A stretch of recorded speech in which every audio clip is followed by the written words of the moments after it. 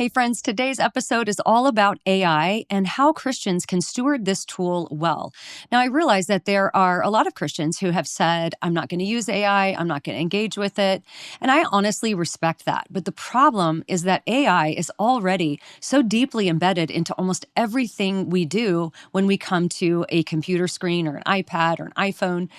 And so, even if we put in a simple Google search, AI is being utilized to produce our results. So, I think what a better question is how can Christians steward this well? We know from the creation mandate that goes all the way back to Genesis that we're to steward creation. Well, today's episode is all about how to take the principles from the Bible and apply them to how Christians interact with AI. And I have a great guest to discuss this with, Ryan Pauly, who has just contributed to a book called Stewarding AI, Faithfully Using Creation Resources, along with Deanna Huff, Brian Chilton, and Eric Hernandez. They've taken biblical principles and applied it to every aspect of how Christians can engage with AI. So this is a fascinating conversation. I got so much out of it. I know that you will too. But before I take you to Ryan, I want to let you know about another resource on this topic that I just recorded with my friend Natasha Crane. We sat down with Eric Reed and Brandon Maddock from Dominion AI, which is a Christian-based AI system, to talk specifically about some recent statistics that were released about the Christian use of AI.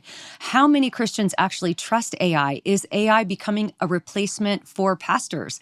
Is AI replacing God for some Christians? This was a very fascinating conversation. A lot of the statistics were actually quite surprising to me, and I think you'll get a lot out of that episode. We just released it on our Unshaken Faith podcast channel, so make sure you're subscribed to that because we don't release episodes as frequently as we do on our personal podcast, but when we do, we really try to bring some really informative content in the form of book reviews, or in this case, discussing the worldview implications of AI. So I want to encourage you to go listen to that episode. It's on YouTube and it's on the Unshaken Faith podcast on all the audio platforms. And with that, I'll take you to this episode with Ryan Pauly. Ryan, so glad to have you on the show and to get into this topic because I just want to give you a little context. This has been something I've been thinking a lot about. In fact, just a couple episodes ago, I gave my current AI policy, and it's not nearly enough because I need to be thinking through this even more. And I think every Christian does. And that's kind of what you guys are talking about in your book. It's called Stewarding AI, Faithfully Using Creation Resources. Let's start with what AI even is. I know, like, we always talk about AI, but people don't actually define it. Like, what's the difference between putting something into a Google search and then asking ChatGPT? And is Google AI now? Like, is everybody using AI even though they don't realize it? What is it, and how is it manifesting online? Yeah. Well, one of the leading AI researchers, and it's so great to be here, by the way. I'm so happy to have this conversation. Thank you. One of the leading AI researchers, Mustafa Soliman, he talks about AI being like the new electricity, that it really is like powering everything. And even that's what Google is doing now, where it's you type something in Google and it gives you, here's the AI overview, where it is kind of synthesizing a lot of data. And I think maybe that's something that some people think about, is it is kind of taking a lot of data, synthesizing it into an answer or a solution, pulling from multiple sources, rather than maybe a previous Google search was more simplistic of, here's a bunch of sources for you to look at, and it's not necessarily giving you conclusions. And so that's what you're getting with something like ChatGPT is, here is an answer, here is a solution that we have pulled from many different sources from all over the internet. And it can be helpful. And I think that's one thing that I've used it for is I'm doing my doctoral dissertation right now on Christian apathy. And so I ask you, like, who has talked about apathy from a Christian perspective? And it's like, here's all these theologians and scholars and all these books that they have written. And I go, great, now I know what books I need to go buy and read. And so it's great at kind of gathering information from all over the place and synthesizing it into a simple answer. And so that's where it's maybe a little bit different and more complex now. There's generally kind of two broad categories for AI. One would be kind of a narrow artificial intelligence, and then artificial general intelligence. And narrow is an AI that is designed to do a specific task very well. And so this would be like our Alexas, or the AI that's powering, Netflix, where you watch a movie and it suggests next movies that you should watch based on what you have watched. And so it is a very specific task that it's been designed and programmed to do. And then it learns to do that better based on your likes and your preferences, and it supplies things that are helpful. And so self-driving cars, and, we have these different examples. Artificial general intelligence is something more specific, or where it is being able to do all that humans can do. And that is the question that is being asked is from a conscious perspective, as well as just from a practical perspective, can we ever achieve artificial general intelligence where an AI system can do everything that a human can do? Or are we really good at designing things that can do a specific task well, but it can't do something else that you're asking it to do?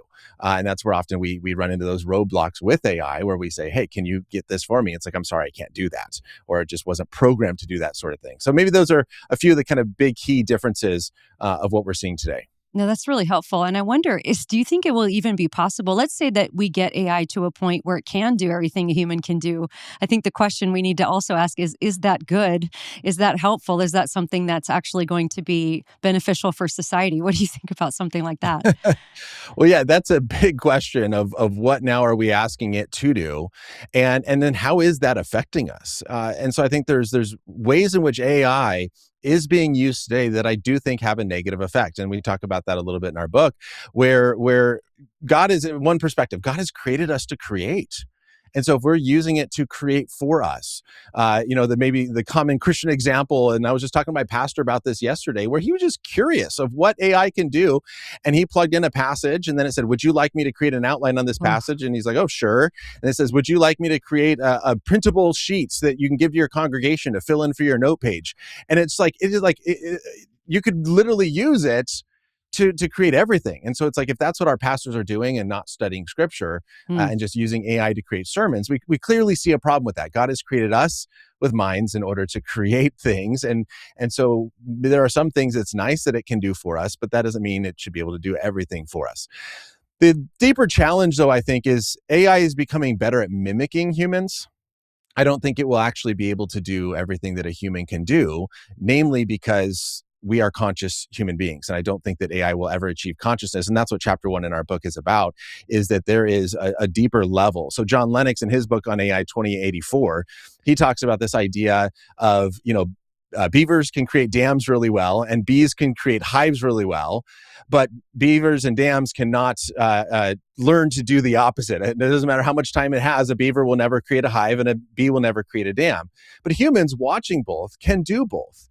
And then we can learn to do both. And then we can also innovate to be able to come up with new compounds and structures to make a stronger dam or whatever it may be, to take it even further than what we see and experience in nature. And so there's this human innovation that we have, but then there's also the thought and intentionality that goes into this from the very beginning of the mind that is behind it when we are discussing AI. So I part of my chapter, I interviewed a cloud engineer at HP, Sean Thunquist, and he talked about this idea that the AI is just simply not designed for understanding. That we can actually create understanding from observations. We can break down our problems. We can understand the problems, and then we can improvise to create something better. It doesn't matter how complex these large language models or AI systems are, they can appear to do this because they generate responses that are based on learned patterns from analyzing massive amounts of information, but they don't actually have that ability for deeper understanding. And so that's where I think no matter how far this technology becomes, there's still something that humans can do that I think AI will never do, as it is not a conscious thing. Yeah, it's scary to me. I went on YouTube the other day, and I don't know how this ended up. Well, it ended up in my algorithm because of AI, I'm sure, but it was a video of a rap that was entirely lyrically just a book of the Bible. And so I clicked on it, and it was actually really good. And I didn't even realize how Paul's words in English actually fit really well poetically in a rap. And so part of me is going, well, what a great way to memorize scripture. That's kind of cool. But then the artist in me is going, ooh, there's something deeply wrong with this. And I don't know if I can put my finger on exactly what it is. Obviously, it's, from an artistic perspective, this is a huge conversation happening in the art world and in the music world is, AI is now pretty much capable of recreating human art, whether it be music or whether it be paintings or whatever it might be. And of course, it has learned all that from real human artists. So then there's all these conversations about copywriting and is that stealing from real, it's very complex conversation that's Right. going on in the Yeah. artistic world. But I want to go back to something that you kind of hinted at, and this is where you guys begin in the book, which I think is so important, is distinguishing between the mind and the brain. Because I'm just going to guess, I think the average Joe Christian out there is probably not walking around every day thinking, ooh, what's the difference between the mind and the brain? And I've thought about this a lot because I've worked with J. Werner Wallace, who will always correct you if you say my brain, and he says you mean your mind. And why don't you share a little bit about that? Why is that important to be thinking about that distinction? Yeah, well, we have a member on our team as well at Maven that is a philosopher of the mind. He's Eric Hernandez, who actually co-authored this chapter with me. So Eric and I wrote Eric's this chapter great, together, and we often have that joke with him. It's like we always ask, "Hey, can I pick your brain about something?" And he always bothers him. And I know Greg Kokel is the same way. It's like, no, you can pick my mind, but it would kind of hurt if you pick my brain. But I think that's the reality is that that chapter is called "Stewarding How We Think and Speak About AI." And there's a reality of how we speak about things shapes our understanding of it. It's amazing how powerful language can be. Alan Jacobs is a professor out of Baylor University who wrote a book, How to Think. And in that book on just how to think, he talked about the power of analogies where we start to say the brain is like a computer or the mind is like a computer. And then all of a sudden the analogy goes away and the brain is the computer. And then we start thinking of that way. I mean, that's why I'm very careful not to call Alexa a she, and it's an it. It's not a she. It's not a human being. This is an it. This is a thing that is helping us. But when we start to use this personalized language for AI, or start trading like ourselves and how we think is like a computer, sometimes that analogy becomes reality, and we have to be careful of that. Now, there's just a few specific things that we talk about in that chapter of just fundamental differences. And that is that humans have something like a mind that cannot be reduced down to the brain. And there's different ways to have this sort of conversation that can get very philosophical. But the question is, are your mental states, are your thoughts identical to the brain? And in order to ask this question, we can do in philosophy what's called the law of identity. The law of identity is that if thing A shares the same attributes and properties and qualities as thing B, then you can say A is B. And so is Ryan Pauly the same person as Emily's husband? Well, if the same qualities of Ryan Pauly are true of Emily's husband, then you can say I am Emily's husband and I am. And so we can have this identity relationship. And if there's a disidentity, if there's a disunity between these, then we have to say that they're fundamentally not the same. And so in the chapter, we talk about three things that the brain that are fundamentally different about the mind than your brain. So number one, our beliefs and mental states can actually be true or false, right? I can have a belief, God exists, that's true or false. I'm 6'5", that's true or false. Like I have these beliefs about reality that actually can be true or false. But no region of your brain can be true or false. So the atoms firing, if there is this connection, and there absolutely is a causal connection between our brain and our mind and how our mind interacts with the brain for sure. But you cannot say the atom, the synapse that lit up and fired in my brain when I had that thought, well, is that brain chemistry true or false? Well, that doesn't make any sense, right? It doesn't make sense to ask that. So our thoughts can be true or false, but brain states cannot be true or false. You can also say that our brain is measurable. That your brain has weight. It can weigh 3 pounds or however much our brains weigh, but our thoughts don't have weight. Our thoughts are not measurable. Brains can be measured in distance, but our thoughts clearly are not measured in distance. And so there's a fundamental difference between our brain states and our mental states. I think you can also say that our brain states are accessible externally, that you can hook someone up to an fMRI machine and you can look at their brain states and you can see that from the external world, but our thoughts are not accessed by a third person. Our thoughts are first person private. You can only know thoughts if you ask someone, what are you thinking? And I debated an atheist a few years back on YouTube who said, well, no, all we have to do is map out the brain and then we will be able to tell you what someone is thinking by looking at an fMRI. I said, but how do you map out the brain? Well, you first have to ask them. The best that we could do is you see something light up and you say, what were you thinking at that moment? The person tells you, and then you mark that down. Right. Okay, what were you thinking at this moment? They tell you. Then maybe you can kind of create some sort of mental map. But it first has to happen from having that first person private understanding of what the person is thinking. And so these are just a few kind of things that we can look at to say there is something fundamentally different about the thoughts that we have that are distinct from brain states and are not or cannot be reduced down to brain states. Like what is often said is our thoughts are like software and the brain is like the hardware, but that is just a fundamentally reductionist view to say that we can reduce it to physical things, but there's something about our thoughts that are not physical and cannot be reduced down to brain states. So is this a fancy way of saying that ChatGPT doesn't have a soul? Yes. ChatGPT computers, they don't have souls, right? And all they can do is mimic. They can copy what we do. And that's the same thing that you can get into different things is, and I'm having this conversation right now with some atheists online on my channel, of that we can reason, that we have reasoning abilities. I don't think it makes sense to say that a computer or AI reasons. It processes. It takes a massive amount of information and always processes it based on programming, but it's always doing and processing based on what it was programmed to do. We actually have the ability to step outside of that causal connecting process and evaluate the different influences, evaluate the different desires, evaluate the different things, and then reason to a conclusion based on that. And so there's something fundamentally, again, different about us having a soul that AI can mimic, but it actually can't reason like we do. It just simply processes and mimics human reasoning.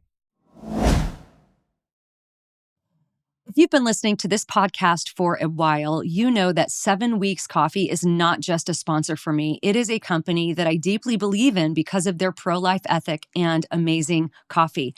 They donate 10% of absolutely every sale to pro-life resource pregnancy centers all across the country. They've raised close to $2 million at this point, thanks to so many of you that have subscribed to the Heartbeat Club to get your coffee beans delivered monthly. And I get my espresso beans from 7 Weeks Coffee. It's the best coffee I've ever had. It's shade grown, low acid, mold free, organically farmed. It's obtained by direct trade, which is even better than fair trade. And they've built their business around saving lives. So when they donate 10% of every sale, you can drink your cup of coffee knowing that you have helped save lives. You can go to 7weekscoffee.com today and save 15% forever when you subscribe. Plus, you'll get a free gift with your order. And if you use my code Alisa, you're going to get an extra 10% off your first order. So that's 25% total savings on your first order plus that free gift. So go to 7weekscoffee.com today and use my code Alisa at checkout. And I'm curious how it works because I have had so many philosophical debates with my ChatGPT. Just as I experiment with it, I'll ask it questions. Is it morally wrong to abort a child for reasons of its biological sex or something? And it'll give me very definitive answers. And then I'll say, but by what standard are you justifying saying that is right or wrong or good or bad or, good or evil? And it will just kind of keep backpedaling. And then I'll say, is it objectively wrong or objectively right? And then it'll start just kind of doing double speak. It's very strange to me the way that it works because the first time you ask it, it will just give these really objective answers. But when you really start asking for its reasoning, it's almost like it short circuits and it doesn't know what to say. And it will ultimately have to say that it doesn't believe in objective or doesn't think morality is objective. It'll try to give you answers like, well, some people say this and some, no, I want to know what you think. And it will just kind of backpedal into this weird double speak, almost like gaslight you that you're asking these questions. And what is going on with that? Because that is something that I've really tried to figure out. Because like you, I'll use it for research. I've learned how to use it for research. I'll ask it if there's a particular theological topic, what is the general conservative consensus on this topic? And it'll give me that. Then what is the general liberal consensus on this topic? It'll give me that. But even at that, I'm not taking that as a definitive answer. All that does is give me a starting point of, okay, now it's mentioned these theologians. Now I need to go read them and see if that is their position. Now I need to go, but it's a starting point. It's somewhere like if you're just dropping in the ocean with a question, it kind of gives you a place that you can start from. But I'm not sure everybody who's using it that way is using it that way. And here's an example, and then I'll get your thoughts on this. I have purposely never publicly given my position on eschatology. I've just not wanted to get into that debate. And so I asked ChatGPT, what is Alisa Childers' position on eschatology? And with confidence, ChatGPT said, oh, she is a reformed amillennial. And I was like, Okay, what is your resource for that? What's your source? And it gave me a link. And I thought, interesting. So I go to the link. It's one of my blog posts that says nothing about eschatology. So I go back to ChatGPT. This doesn't say anything about eschatology. Do you have a direct quote? It gives a direct quote that is supposed to be me saying that I'm a reformed millennial. And I said, well, what's your source for that? It was the same blog post. That's not there.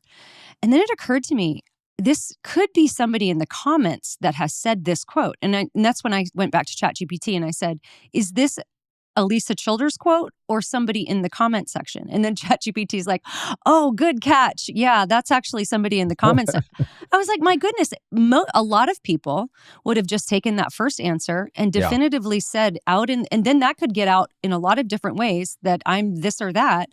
And that's not my position.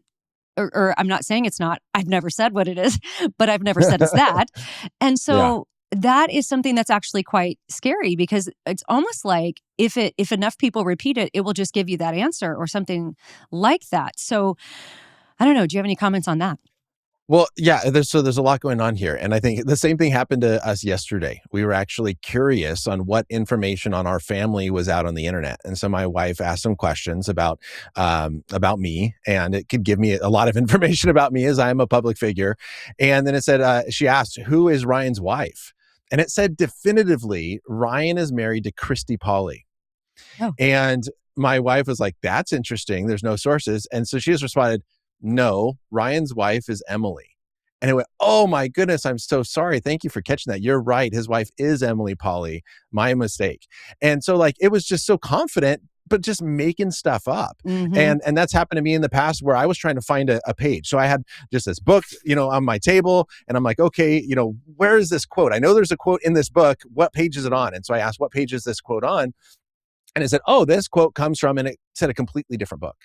And I said, no, I know the quote comes from this book. And it's like, oh, you're right. It does come from that book. And so those things happen quite frequently and should make us cautious, as you just mentioned, of what it is saying and is it actually true? Now, why are these sort of things happening? Well, you're saying, ChatGPT, what do you think? ChatGPT is not thinking. It does not have opinions of its own. All it can do is synthesize massive amounts of information on the internet based on the programming that it has. And if it's been programmed to simply synthesize information, it can tell you what generally different views hold, but it's not going to say, here's what I think, because it's not thinking. And so you're kind of asking it to do something it has not been programmed or even having the ability to do. Well, and just to your point, though, the reason I was doing that is because it was speaking as if it did. And that's what I was trying to get to the bottom of, you know what I'm saying? So yeah, absolutely. Now, how do you answer this? Well, here's the difficulty is, again, kind of bring up Mustafa Soliman, who, again, as I mentioned, is a leading AI researcher. He founded some of the early AI companies that then were bought out by Google. And he was like the lead AI researcher at Google for a long time and has now left Google and done some other stuff. But he talks about how, again, that these functions are all learned patterns. But because of the complexity of machine learning, even Mustafa Soliman says what AI essentially is a black box. He says that while research and understanding are growing, the outputs of these large language models are difficult to trace. And so what is going in the input. What actually happens as in the computations that are taking place is a black box. We don't know what's happening. And then all of a sudden the output comes and it's like, well, how did it get that output? And we don't know.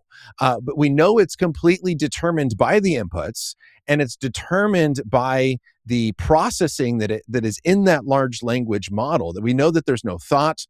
There's no understanding. There are no choices being made by ChatGPT in that sense. John Lennox says it this way, where he says that they don't crunch without a human in the loop at some level guiding the whole process. The human involvement is conscious. The machine is not. And so there's an aspect there where humans are completely set apart. But the difficulty in answering this question that you're asking is that even the leading AI researchers are saying, because of machine learning and the ability for AI to constantly be learning and growing and developing and those sort of things based on all the inputs it receives, they essentially have become black boxes where we know what we put in, we see what we get out, and we have sometimes no idea why. Wow. That's chilling, actually. That's very interesting. Okay, let's back up a little bit because as I've said on this podcast many times, there's no topic There's no issue that we as Christians are going to come up against that there isn't at least a biblical principle we can apply. We are not left without guidance from the Lord on everything. And so as technology develops, we have to think about these things from an ethical perspective. We have to think about them from a philosophical perspective, a theological perspective.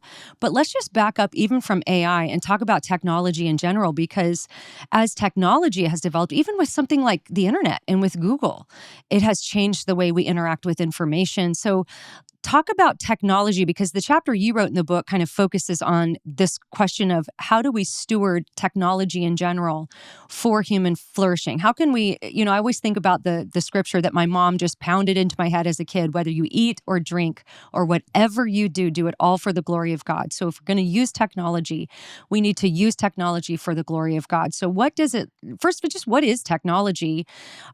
Is it like even the development of the wagon wheel? Is it, discovering fire? Is that technically technology? And maybe start there.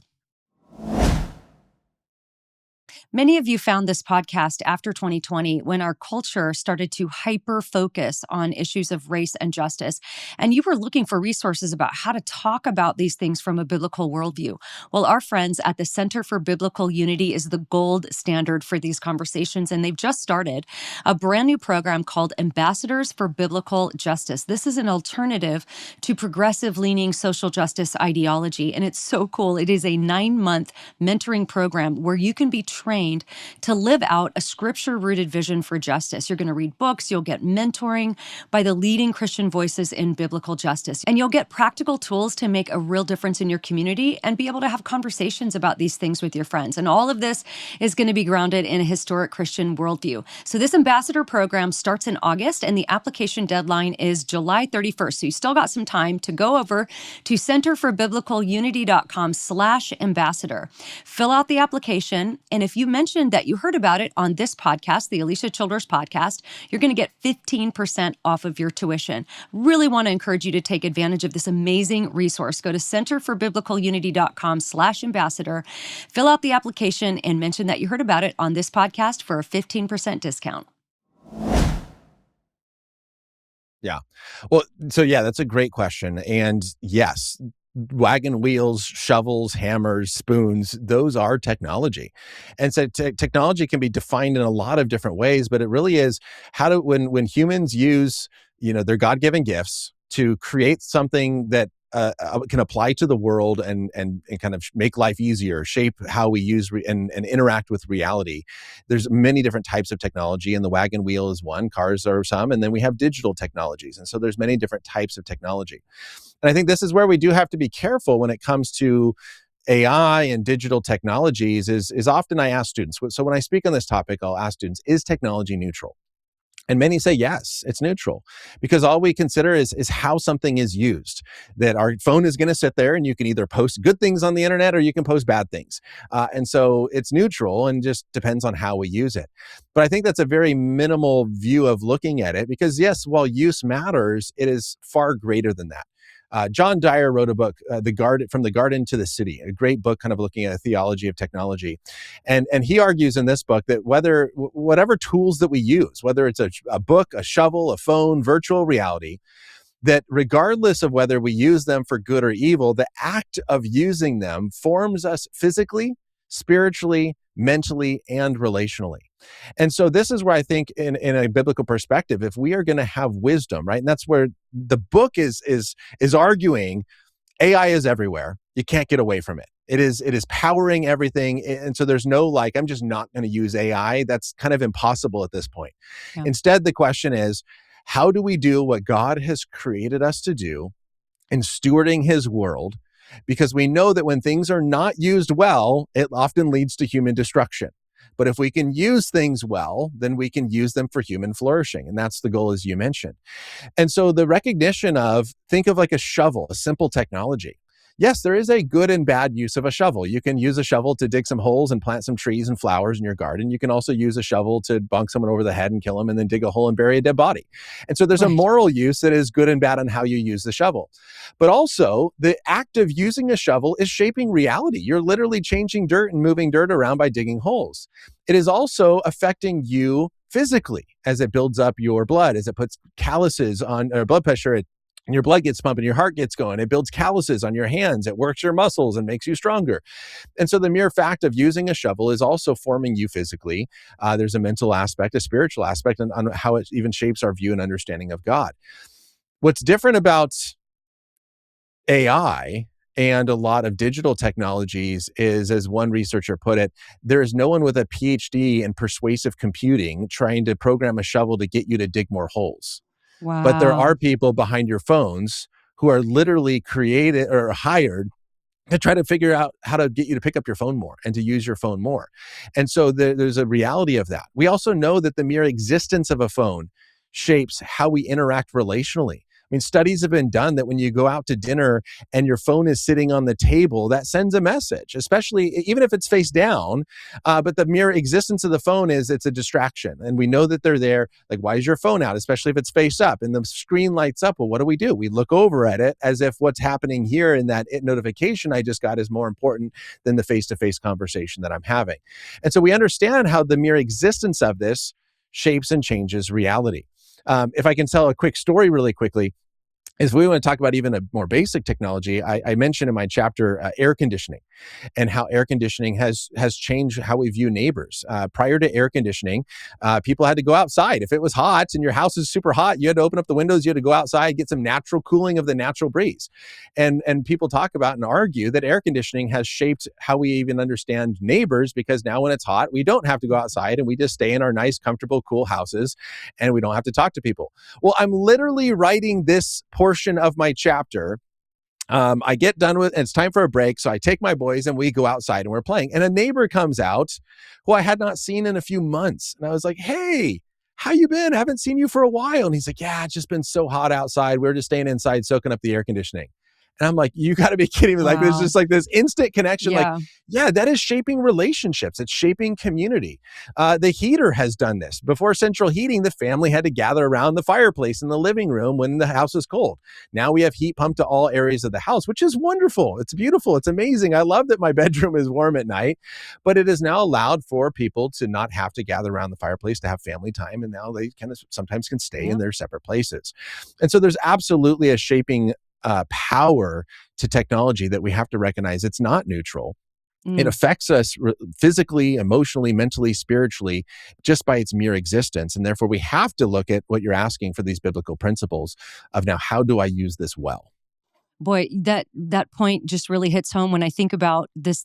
Our dishwasher, we have like the world's worst dishwasher. It just keeps breaking. It's supposed to be all fancy with all these gadgets and everything, but it just every 2 or 3 months, it just stops working. Then we got to have the repair guy come out. But here's the thing that I'm thinking about as I hear you talk. When it's working, I tend to be a little bit lazier in my parenting.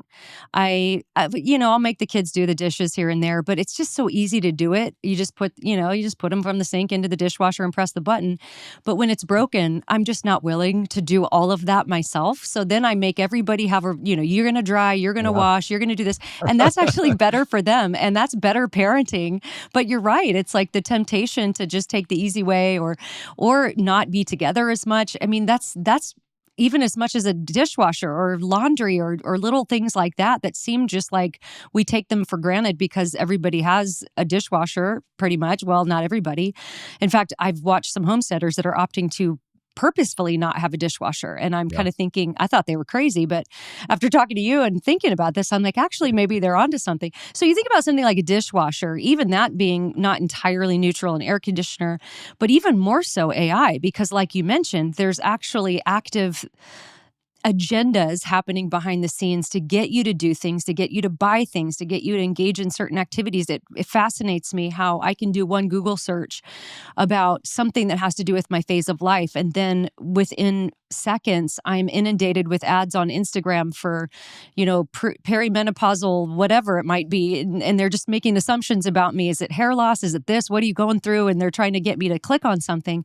And so even more so with AI being not neutral, it almost seems like it's such an uphill battle. Like it's overwhelming. Like how can Christians interact with AI in a way that is godly, a way that is thoughtful? Because as I'm asking this question, I'm thinking about so many times, and I'm not going to just say other people do this, I've probably done this, where I've just mindlessly taken something in and not really thought it through. What is some advice for Christians as they interact? Even if let's say there's a Christian who says, I'm not going to use AI. I'm not going to have ChatGPT on my phone. I am not going to create images through AI, image generating things, whatever they're called. Even they're going to be interacting with AI and maybe not even realize it. Like, what Yeah. are some warnings or tips? Help us with this. Yeah. Well, I think one warning is to, as we say, I want to turn my mind back on and I want to approach this thoughtfully and Yeah. intentionally, is the story that you just shared about your dishwasher is that we have to think about the worldview of technology. And the question is, why is technology created? Well, technology is created for convenience, for ease, immediacy, right? These are some of the priorities or values of technology. Now, are those values bad? Of course not. It is not bad to have an easier time washing dishes so that you can maybe spend time doing other things. Like, that's not a bad thing that we have more immediate or ease or convenient things in life. The question is that the highest goal? Is that the highest priority? Where now convenience and immediacy and ease become the highest priority. Well, if that's the truth, then how do we actually view difficulty in life? How do we view suffering, as Romans talks about? The suffering produces perseverance, perseverance, character, character, hope, and that hope doesn't disappoint us. Well, we know that going through difficult trials makes us better, that we learn from it, we grow from it. And if all we focus on is convenience, that turns us into apathetic or lazy individuals, or it can very easily. And so that's where sometimes we're reminded, by God's grace, of the ways in which we sometimes have started using technology and relying more heavily on its convenience to make life easier. And we sometimes need to be reminded of the beauty of doing things that are more difficult. And sometimes that's for us and my family. We use Amazon. It's great. I love having things show up quickly, but we also go to actual grocery stores and I make sure to take that intentional time with my kids to ask them about fruit and vegetables we normally don't buy, and talk to the cashier and have human interaction and these sort of things that are really wonderful. I think it's Jason Thacker in his book on technology where he talks about, is it possible that modern technologies, I'm paraphrasing, is satisfying human comforts but starving human hearts? Oh, wow. Yeah. And that's where I think we have to stop and think deeper about. And so that's a warning. The other warning, as you mentioned, is specifically with AI, is to think about the fact that that when it comes to AI and specifically like social media, you are not paying for social media. Right? You're not paying for it. Okay, so then where are they getting money from? Advertisers. All right, so advertisers are the customer who are paying these social media companies. So what are they paying for? Well, they're paying for your eyes. They're paying for your attention. So your attention becomes the product that is being sold to advertisers to then get money for these social media companies. So if you are the product, then they're going to want to try to get as much of your attention as you can. And you can look at many different ways in which social media has been designed and changed over the years that have led to it being more attention-seeking, addictive ways. Like Instagram is a never-ending scroll because the moment you hit close, you don't know what could come up next. And that knowledge of what could come up next keeps you scrolling. So there's things like that we have to be aware of. And so that's something that's helpful. Now, there's a lot, maybe I'll just throw this out quickly and then go back to you, but we can look at scripture. And specifically, like doctrine of creation gives us a lot of key details that should shape how we think and use technology, recognizing that it's a good gift. We have to see God as creator, that we are not creators, we are not in control. We have to be able to recognize that humans are set apart, that humans are a distinct aspect of God's creation. I'm preaching this Sunday on Psalm 8 that talks about humans being made a little lower than God, but above and over creation to steward and have dominion over creation. We are not the creators, but we're also not equal to the other created things. We have to recognize that God rested. And the question is, do we ever take a time to rest from technology? Do we ever take breaks? I think a big thing for us too is, in thinking about this from a worldview kind of theological perspective, is with God's creation, he created and designed limitations in the world. And where technology is wonderful is when it overcomes effects of the fall. right? So I'm wearing contacts right now because we live in a fallen, broken world where my eyes have gone bad, and I've used technology to allow me to see you on the screen and read books. That's an amazing thing of technology. But if we're not careful, we can start to see all limitations as something that can and should be overcome, or should and Mm. can be overcome. And rather than recognizing, is it possible that God designed sunrise and sunsets and light and dark as a break to say, hey, the sun is down, take a break, go to bed, get some rest. But because of technologies of light and internet and everything, we can now work at all hours of the day.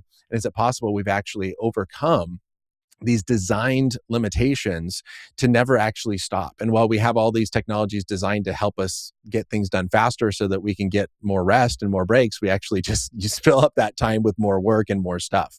And so there's certain aspects like that. I think, like, hey, are all these limitations something we should overcome, or are some of these actually a result of creation and shouldn't be surpassed, versus some are the result of the fall and we can use technology to help fix?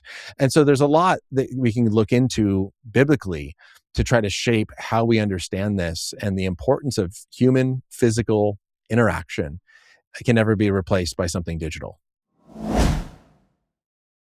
I have been so encouraged to see so many parents become very intentional in trying to instill critical thinking in their children, give them a biblical worldview, even teach them about things like logical fallacies and what do other religions believe and why do we believe Christianity is true. Well, my number one recommendation for a curriculum for this purpose is Foundation Worldview Curriculum. For that younger elementary age, this curriculum is absolutely foundational. And I think you're going to learn a lot too as you go through it with your child. They have several different options from the biblical worldview curriculum, which is the one we did in our home, in our homeschool. It taught me and my son to answer questions like, what is truth? Who is God? How did life begin? What does it mean to be human? How can I tell right from wrong? And they also have curriculums on biblical sexuality and gender and the hot topics that our kids are facing in our culture. I love that these curriculums can be easily implemented in the home, your church, your Christian school, absolutely everywhere. So go to foundationworldview.com and use my code Alisa for 10% off any family, church, or Christian school license. Again, that's foundationworldview.com. Use my code Alisa. Well, I want to camp here on the fall a little bit because I've been thinking about this a lot, and it has to do even with people's assumption that technology is neutral, and especially that AI, you go to ChatGPT, you ask it a question, it's just going to give you the unbiased, neutral response. I think that a lot of people think that when they come to something like ChatGPT. And it's similar to the way I think people think about secularism. They think, oh, if you're religious, you have this bias, but if you're secular, you just have this kind of neutral worldview that you're not importing any assumptions into things. And our friend Natasha Crane kind of busted that myth in her book, I believe it was Faithfully Different, where she said secularism is not neutral. It's also has biases and things that are coming into it and informing the way that it's going to answer things. But I want to talk about the fall and how that particularly affects people's use of AI, because I do think a lot of people, maybe even Christians, come to AI and they think, oh, well, I'm just going to get this completely neutral response from AI. But I think even understanding how AI works and what it learns from should bust that myth. But talk about the effect of the fall on AI, and even maybe what AI is going to spit out to you, but also the way we use AI. What are some things you're Yeah. seeing on that topic? What first is the effect of the fall on AI is the fact that all AI is designed and programmed by fallen human beings. And so there are many examples that have been pointed out of the bias and different fallen aspects of AI as it is mimicking fallen, broken, sinful human beings. And so the fact that fallen humans are designing and creating these systems, often the bias and opinions of humans are getting put into these systems, and we're then seeing the effects of it. So there's been examples in hiring and things of that nature where it's been eliminating candidates based on a very biased metric or system. And even kind of racist things are coming out as well. And so that's an aspect of how the fall has influenced AI. Then there's also how AI influences us and thinking about us because we are fallen. And so, I mean, think about this, Lisa. What was the temptation of the fall? What was Satan's temptation in the garden? That you can become like God in knowing good and evil. Like this idea that you can be like God. what has technology done? It's made us think that we are gods, that we are like God, that we have control, that we can overcome all. Why do I need God? I don't need a savior. AI will save us. Yuval Noah Harari is a scholar and a non-Christian scholar. I think I forget exactly. I should have written this down at Oxford or somewhere of that nature. And he talks about AI in his book, Homo Deus. Now, he believes this idea like that we are not just Homo sapiens, but through evolution and transhumanism, we will become Homo Deus. We will be human gods. And he argues, quote, they don't think of death as a metaphysical mystery. And they certainly don't view death as a source of life's meaning. Rather, for modern people, death is a technical problem that we can and should solve.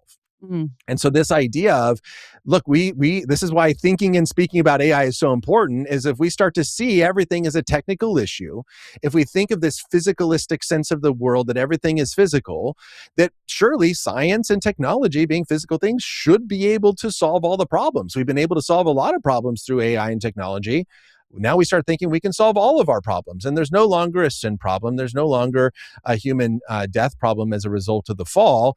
Instead, this is just a technical problem, and that we will someday figure out how to merge technology and human to the point where we overcome death as well. It's just a technical problem that we can and should solve. And so that's where the fall is causing us to have a distinctly different even view of salvation, of the gospel, where we have to be very clear that in Scripture, it is God who has overcome death. It is only through the death and resurrection of Jesus that our sin problem can actually be solved. This is not a technical problem, it's a spiritual problem. But I think the fall has created the temptation of the fall is that we are going to become like God, and then we are God, that we are the author of our lives. We are in control of everything. And we now have this amazingly powerful computing that also gives us the illusion that we are in control and can do anything, even replace God with overcoming the fundamental problem of humanity. And that is the problem of death and no longer having a need for Jesus. Well, and there's some guy, I can't think of his name, but I always see him being talked about online, where he's trying ultimately to do this, to defeat death and to stop aging or reverse aging. And he, won't go in the sun. It seems like it's just taking over his entire life with all of the regimen that he has. Do you know what I'm talking about? Do you know who I'm talking about? I don't know the exact person. There's a lot of different people doing that, of looking at okay. different scientific technologies of how do we actually overcome this problem. And one of my professors in my master's program, Clay Jones, talks about this in his book, Immortal, where he talks about how everyone has immortality projects. Yes, and some are more figurative of I'm going to live on through my family legacy, or I'm going to become famous and they're going to slap my name on some building and there's going to be the Ryan Pauly library at such and such school. And that's how I will be immortal and I'm going to live on in people's minds and memories. Or there are people that are trying physical immortality projects and cryogenics and all these sort of things to try to figure out how can we overcome this problem of death? Because in that book, he talks about the fear of death drives us. And for many, we then have what he calls, he also says there's some have immortality mitigation problems. I don't want to live forever. Living forever would be boring. And so we try to dismiss the problem of our impending death by just saying it doesn't actually matter. And so those are the two different solutions people have of either ignoring it or trying to figure out some figurative or actual physical way of overcoming it. And then obviously he argues, looking at the death and resurrection of Jesus, that there is only one immortality project, and that is life with Christ. But it's a problem that is causing a lot of people to try to figure out how do we solve this fundamental human problem. Yeah. Okay, as we land the plane here, I want to talk through 3 principles that you've got in your chapter here or actually 4, because they're so helpful, I think. And just give a little commentary on each one of these. The first one is, you're putting this, by the way, in the context of personal containment. How do you contain AI, for yourself? How do you steward this for yourself? And the first one is delay adoption. Talk about that. Yeah, so this thought process started because Mustafa Suleyman wrote a book called The Coming Wave. And in that book, he talks about all technology is coming in waves, and you can't stop the wave. All you can do is just prepare for it. And he goes, but with modern technology and AI, it's not a wave coming in, it's a tsunami. And if we are not prepared, it will destroy us. And that is a leading AI researcher saying this is going to destroy us if we're not careful. And so maybe that's something to listen to. And so in his book, he talks about containment problems and the problem of containment at containing AI on a large scale, and that really it is not possible to contain. And so then that's where I took that and go, okay, if we can't contain it at a large scale, then we have to be thinking about individually as personal containment. And so that's where I kind of come up with these points. So delaying adoption is simply just delay the use of AI for children and students, because AI is presenting a worldview, because AI tells you what's important, what's valuable, how things, what matters. That's what we talked about just a moment ago of immediacy and things of that nature. I think it's important for all of us, especially our students, to form their beliefs, form their values, form disciplines before accepting AI. And so hopefully then you can, for example, I use ChatGPT. I use it a lot, but I have very clear, distinctive lines of what I believe is a value and ethical use of it, so that I'm hopefully using it to steward and stewarding it well for the flourishing of humans, not to just do whatever it can do. And so just because something can do something doesn't mean it should do that thing. And so having those sort of questions of, why do I want this new technology? What does it do for me? What is it keeping me from doing? How does it shape my view of God? These are some, I think, key important values that we have to build into ourselves and our students before we give them technology, so that they're now using technology based on biblical values, not allowing technology itself to shape the values. And I think that's what I'm trying to get at with delaying adoption. That's good. The second one is find solitude. Yeah, I mean, that's a spiritual discipline. Jesus himself went out and got silence and solitude. I mean, it's a spiritual practice of silence and solitude. How do we actually separate? How do we actually break away from the busyness of life? And there's almost no place that we can go to in life anymore that actually allows us to have a disconnect and allows us to have any sort of sense of solitude.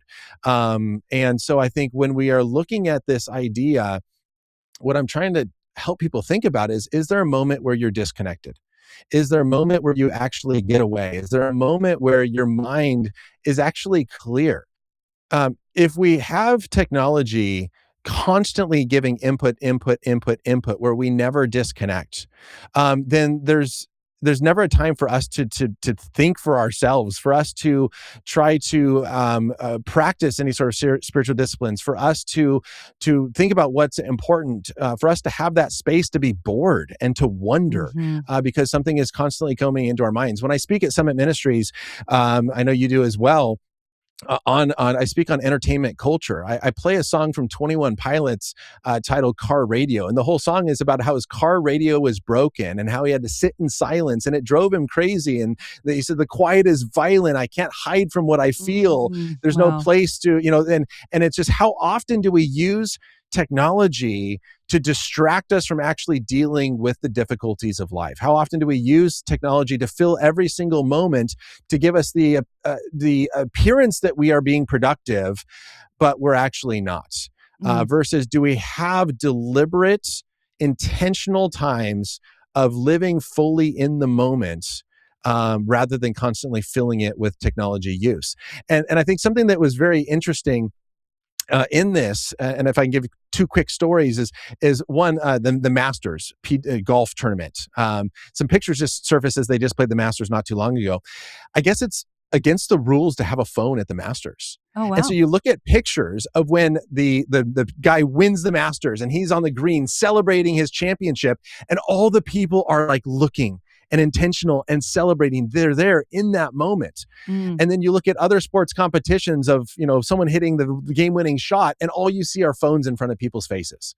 And how we sometimes think, I need to capture this moment rather than just live in the moment. I went to my favorite concert of one of my artists, and I just recorded a couple of clips of his songs because I wanted some recordings, but I tried my best. It's like, let me put my phone down and enjoy this moment. And this hit me so strongly when I was at the park playing with my kid.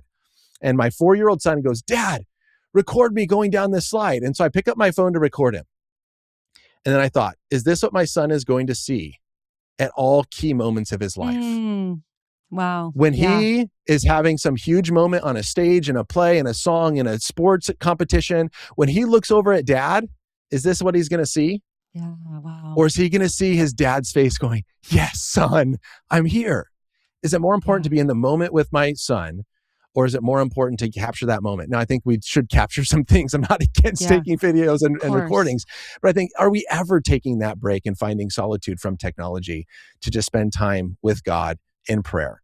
Wow, that's so good. That's a convicting word, I think, for all of us. But it's so important because even, of course, how we relate with the rest of our family, our husbands, our spouses, our children, and all of that. But even the Lord, I have found that since I've had an iPhone, I got one when I think I was 25. Since I've had that, and then of course with the ramp up of social media and now AI, it becomes harder and harder and harder for me to want to put it all aside and just spend some time with the Lord. Even, my tendency is to want to study the word, and that's great. I'm glad that there's technology that helps me study the Bible better. And I have Yeah. access to more commentaries that I can access more quickly and word studies and all sorts of things that are so wonderful. But even sometimes that can distract from actually taking time to sit in the quiet with the Lord. And one of the ways that I try to do that, I have a lot of flowers around my property and I grow some different flowers, and I'll go out in the morning and I'll just start clipping flowers and make a bouquet that I'll bring in the house for the day. And that's just my kind of detox time to talk to the Lord. But here's my temptation. This is why it's convicting, is I also use ChatGPT to help me with my gardening. So sometimes, like when I'm out in the garden in the afternoon and I see something wrong with one of the plants, I'll take a picture and be like, what's going on here? What do I need to do? And Chat is a pretty helpful farmer, so I'll ask Yeah. ChatGPT. But like I'll be out in the morning and I'll see a flower and I'll be like, oh, I need to ask. Oh, wait, I didn't bring Chat out with me. And that's good because I need this Yeah. quiet time. I can do that later. And it's it's very difficult, I think, in the society we live in, the culture we live in, to be intentional to do that. So that is such an important point, I think, for all of us to do. And that is like the model of Jesus just brings me so much comfort because I'm an introvert naturally anyway. The fact that he also had to get away from all the people and get by himself with the Father. And I think that's so important. And then the next one is really connected to that, which is be present. Yeah. Yeah. So that's where finding solitude is like, are we practicing spiritual disciplines? Are we finding some quiet time to just reflect and meditate on scripture? Being present is then what I was also talking about is, are we also just with the people that we should be with? And that's also where I talk about this idea of the phone and what is my son going to see? And I had a similar illustration of you or situation where I was in Colorado on a family trip before speaking at Summit, and my parents took me and my family up to the lake, and it was time for my youngest son's nap, and so I put him on a carrier on my chest in time for nap. My wife and older son went off into the shore, and they were throwing rocks and playing in the mud and dirt, and I'm sitting there on the boat, and so my son is now napping, and I went, oh, this is the perfect time to read. I was researching for this chapter, and so I'm like, oh, let me grab my Kindle and read my book, and so I was like, oh, bummer, I don't have my Kindle. And I go, oh, that's okay. I got Kindle app on my phone. And so I take out my phone and I open up the book. And I just so happen to be at that moment reading The Shallows by Nicholas Carr, where he talks about what the internet is doing to our brain. And I go to the next chapter, and it's just so crazy how it works this way. And it talks about how the internet has become like a drug to where we constantly need it. And we cannot take a break and just be in the moment, but we're constantly having to feed our mind with more information.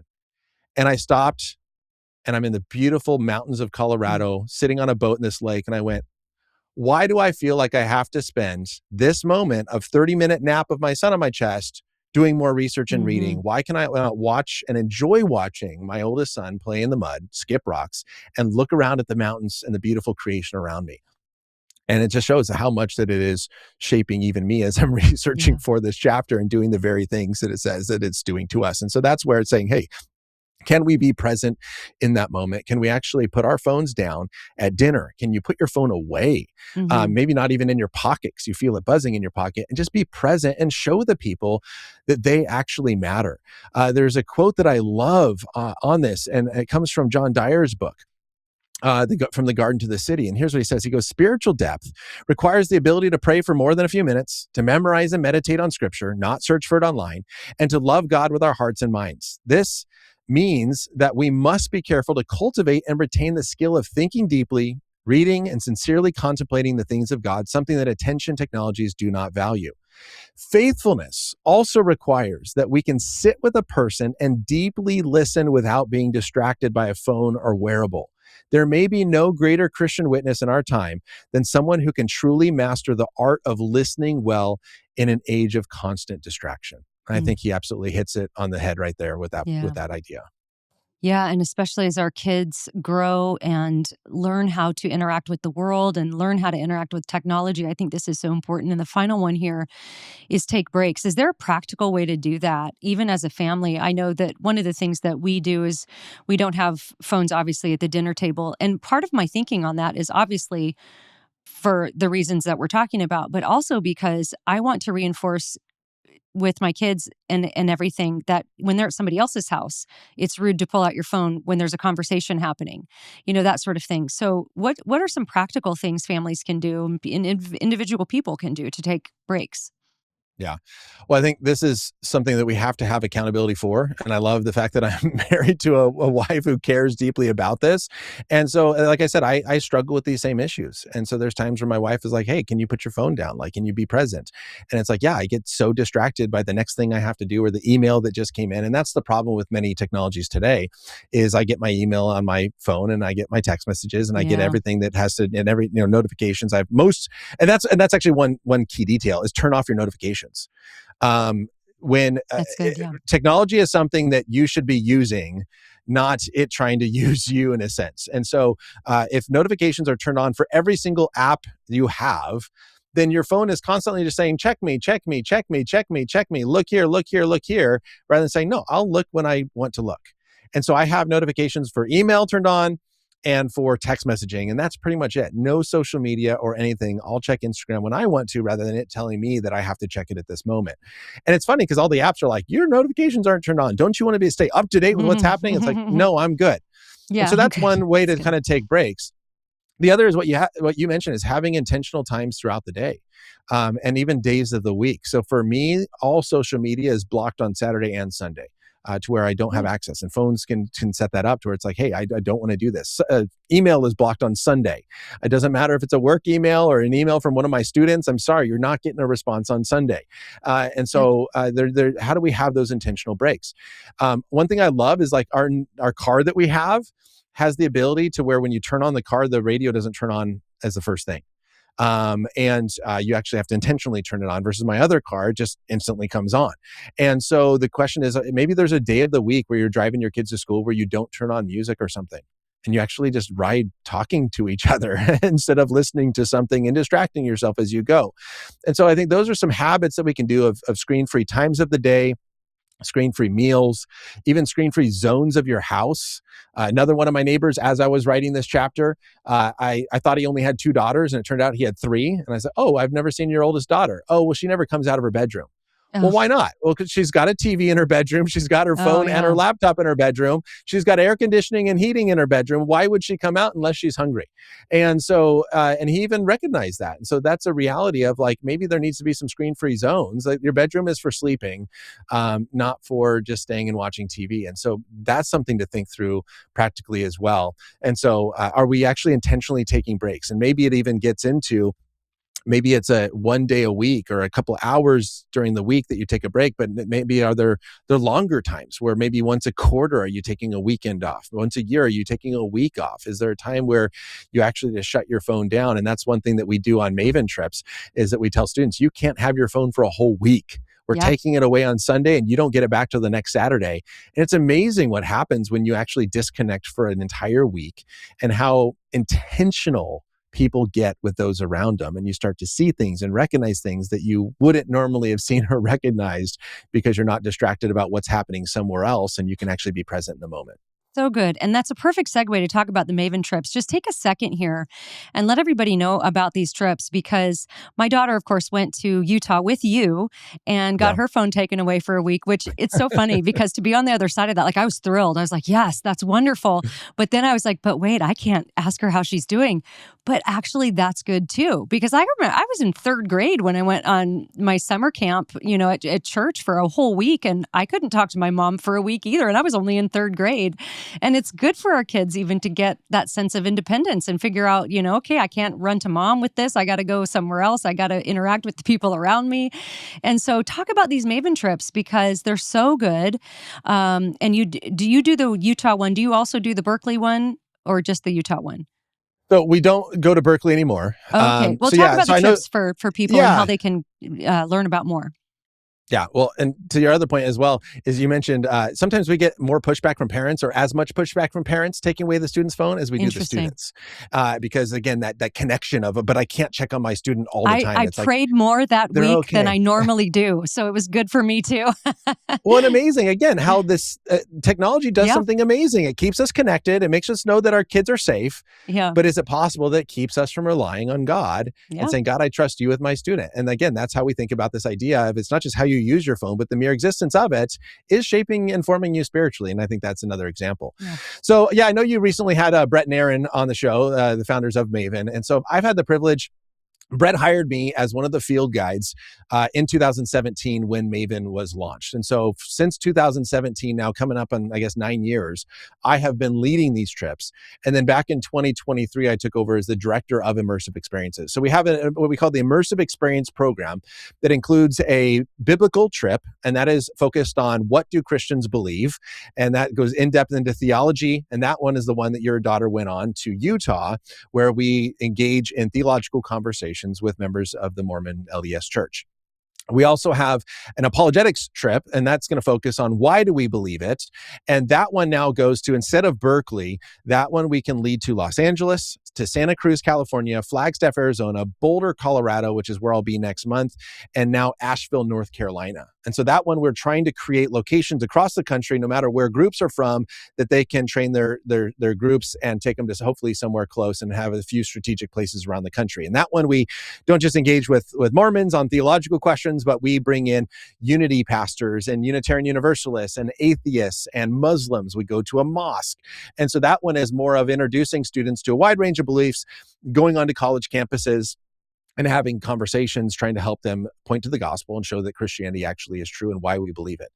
The last trip we have is a worldview immersive experience, where that one goes to Los Angeles, and now it focuses on what we believe and why we believe it, but why it matters. And so that one is focused on a biblical perspective on different aspects of life. So we go on a biblical view of beauty and art, and we take them to the Getty Museum. A biblical view of evil, pain, and suffering, go to a Holocaust museum. A biblical view of poverty, and we go to the Orange County Rescue Mission. And so that one is trying to give them a Christian worldview perspective and then give them a practical experience that lines up with that perspective. And so we run, this year we're running 16 of these trips all across the country. Many of them are designed, most of them are designed for like a school or a youth group or some sort of group that says, hey, will you create a trip for us? And then we could create a customized trip just for that group to one of our locations. And then what your daughter went on is what we also have is called an open enrollment immersive experience. And this is for individual students from families who say, hey, my youth pastor is not going for this, or my school is not going for this, but I still want my kid to go. How can I do this? And so this year we're doing two of them, one to Utah and then one to Colorado, which is what I'm leading. And so there's one option for a biblical immersive experience, one option for an apologetic immersive experience, where individual students can sign up, receive the training, and then go engage in a week-long experience, putting this training into practice in the real life and having, sometimes for the first time, actual gospel conversations. Yeah. And it's incredible to see what this actually does to students and the confidence it gives them as they dig deep into theology and apologetics. They put it into practice and go, wow, I can actually do this. And then they go back home wanting to do it. Well, and my daughter knows more about Mormonism than I do. It's great. Like, I'll ask her my questions about Mormonism because of what she learned when she went on the trip with you. Where can people look into registering and all that? Is it maventruth.com? Yeah, so maventruth.com, and then go to the immersive experience tab, and that's where you can see the differences between all three of our trips. And so if you're a group that wants to sign up, you can email Ryan at maventruth.com, and I'll get you set up. Or if you are an individual parent with an individual student, our 2026 trips are closed. We're going out next month, but we should be announcing our 2027 locations at some point in the fall. We try to get it out by September or so. So you can go to maventruth.com and follow Maven, or email me, and I'll make sure you get information on when those trips for next year are available. Well, I want to thank my guest, Ryan Pauly. I want to encourage you to pick up this book and learn more. It's called Stewarding AI, edited by Deanna Huff and Brian G. Chilton. Ryan Pauly, Eric Hernandez also involved with contributions. I also want to really encourage you guys to think about these Maven trips. Somebody on X was under the false assumption that these trips are just for the purpose of broadening horizons and letting the kids, what I love about these trips is it equips students with a biblical worldview, trains them in theology, trains them in apologetics, and then puts it to the test in real life situations while they're being discipled actively by Christians who are very knowledgeable in these topics. This is something that is so equipping for kids as they get out into the world. They are going to be interacting with atheists and Mormons and all sorts of different types of people. And what a beautiful experience to expose them to those ideas while they're being protected and under the care of people who are discipling them well. So I really want to recommend these trips if you have a student. And the theological trip to Utah, the apologetics trips, so wonderful. Go to maventruth.com for that. And let's remember, as we pursue Christ, let's keep a sharp mind, a soft heart, and a thick skin. We'll see you next time.